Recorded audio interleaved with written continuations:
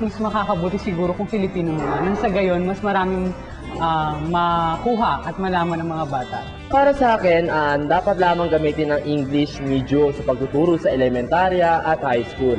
Magiging efficient sila sa pagsalita ng English sapagkat unang-una, ito ang demand o ito ang in-demand ngayon sa ating world market. Ito ang national language o language na ginagamit na karaniwan sa pandaigdigang pamilihan ng ating profesyon. Because now we're a very westernized and modernized world right now. So we really need the English language in our system.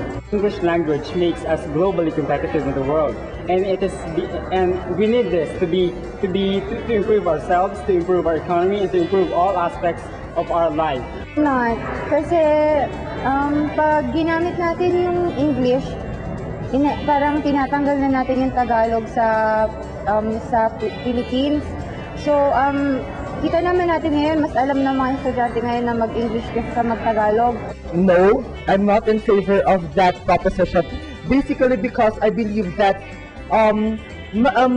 makaka-decline yun sa spirit of nationalism ng mga next youth that would be the leaders of our nation. I believe na mas mabuti pa rin na hindi ma-dominate yung language natin ng English kasi baka in the end, yung goal natin na maging part of the global community, mas magiging dahilan yan para bumagsak yung country natin.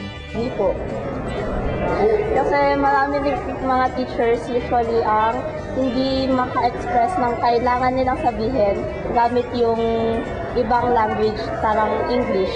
Kasi kung minsan mas maganda mag-express sa Tagalog, parang pati sa mga students, ginagamit din nila yung Tagalog na nag-express kung ano yung nararamdaman nila tungkol dun sa lesson o kung ano man yung kailangan nila sabihin tungkol sa lesson. Of course, I'm in favor because English is our universal language and our children today are actually our future. So it is very beneficial for them to learn English during their elementary and high school days because, it will benefit for our economy someday because there will be our future professionals and, parang makakahikayat din sila ng mga investors sa Philippines.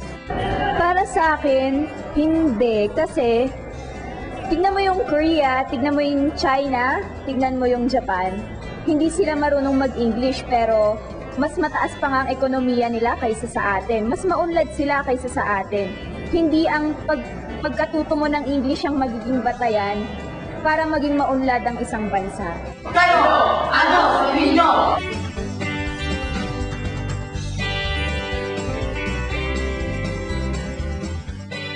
Ang Kabataan Express ay hatid sa inyo ng UNICEF.